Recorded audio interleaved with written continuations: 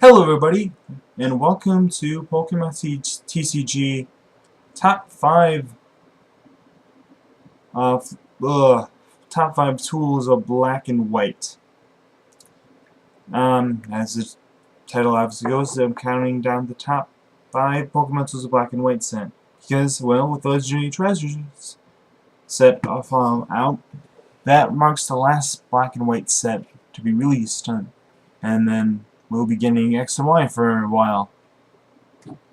So with this, I decided until like the day it's released, to make several videos on the top 10 or top 5 cards of each category.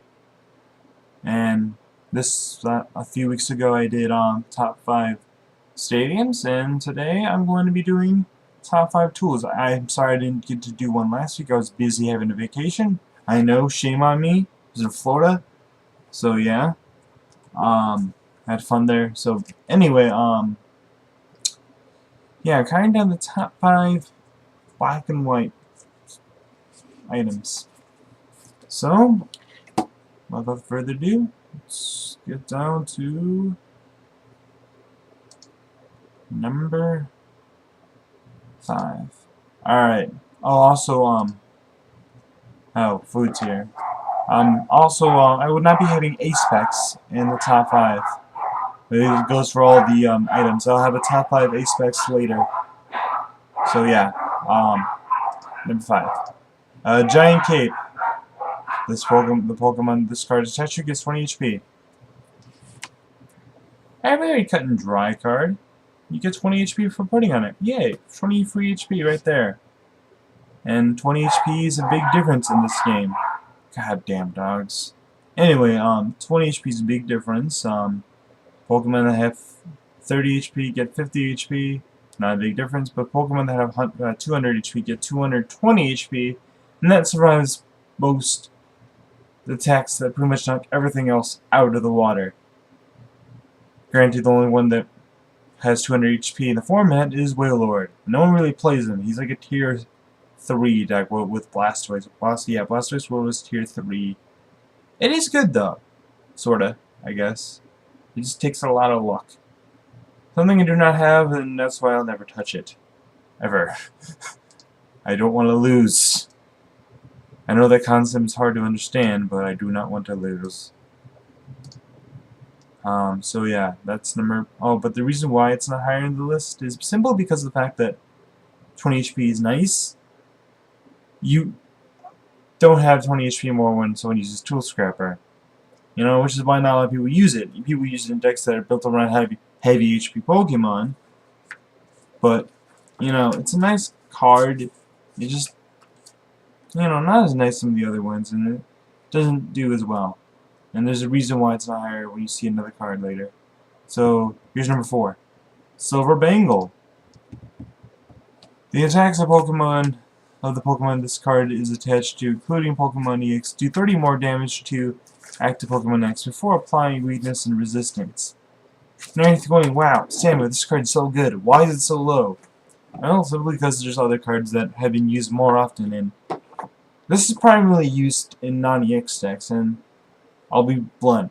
There aren't really too many non-EX decks in the format that benefit off of this card. I mean, sure, Kyurem does benefit off of this card. I mean, the Kyurem from, I think it was Plasma Storm, or whatever, no, it was Plasma Freeze that benefited off Kyurem, because it did more damage to EXs, and you could potentially one-hit Pokemon EXs when you have enough Deoxys in the field, which was great, but it really wasn't played in, it's not really played enough in a lot of other decks. I mean, it's played in, Eevee and Garchomp, but those are, again, tier 2.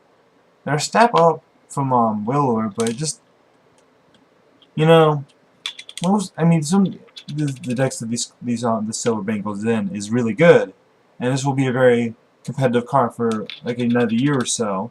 I can definitely not see this deck maybe surpassing this, but as of right now, I potentially, and because I'm counting what it was good in the format and the whole entire black and white. I'm not counting for the future. I'm just counting how good is it, how it was for the whole entire black and white span, and really wasn't there for a whole lot of the time. And like I said, it wasn't really used in a whole lot of time it's been out so far. So It's sad, and this is a good card, but there are better cards out there, and just with the decks that you're probably playing, none of them really play it, or it's not really key feature. So yeah. So let's get down to number 3, Dark Law. If this card is attached to a Dark type Pokemon, each of the attacks of that Pokemon do 20 more damage to the active Pokemon. Like I said before, 20 more damage or 20 more anything that goes back to HP or damage is pretty huge.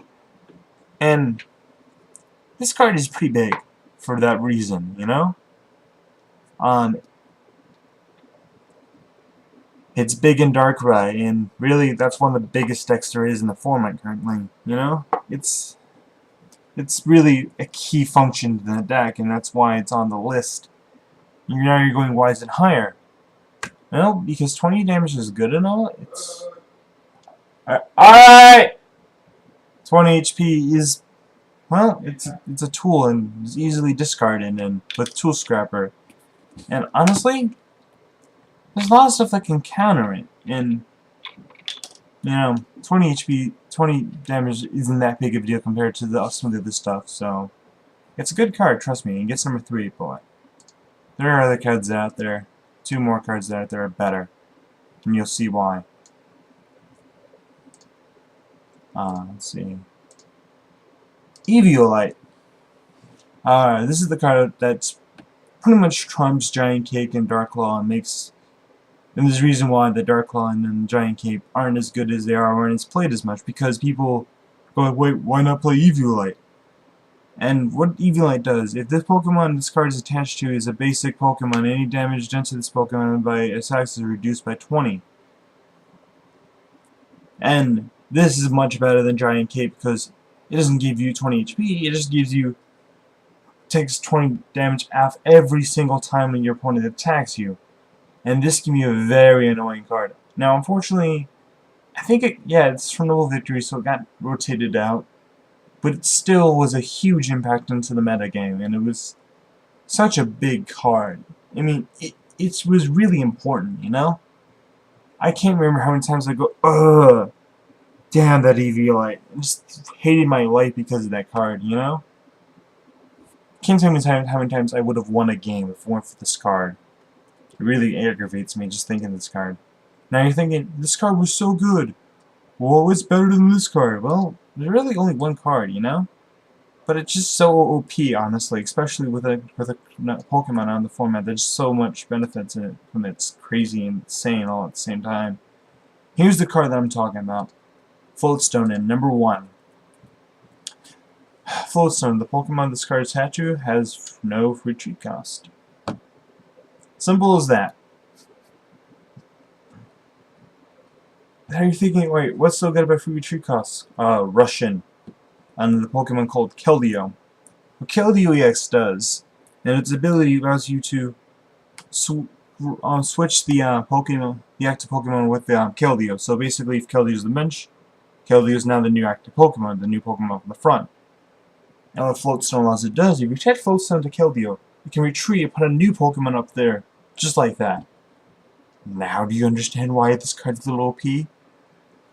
I think in the office people were like, alright, let's try to make Keldeo even more overpowered than it already is. How about Floatstone? It's like, they're like, done, let's do it.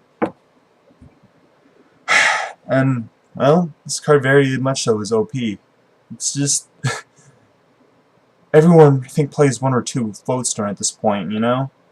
With the exception of decks that only have 1 retreat cost, in that case you're probably going to be playing Skyro Bridge, or not anything at all. Or maybe a switch or 2, but Floatstone is just so good. It's put in a lot of decks.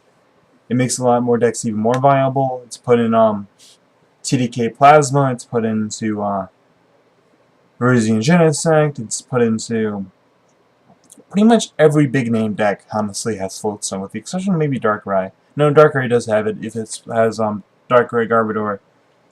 And it makes cards like Garbodor and Keldeo EX and yeah, it makes cards like Keldeo EX and Garbodor and all that stuff more viable than it already is.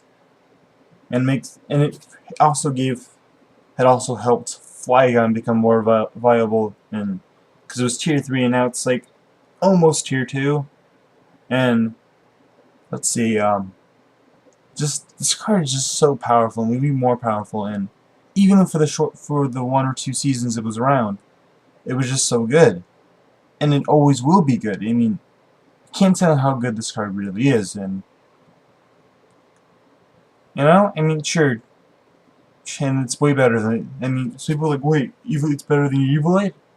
Well, a lot more decks play Fulsom than Evilite, so therefore it is better. I mean, just look at it. So yeah. So yeah, that was my top 5 Pokemon TCG Black and White cards.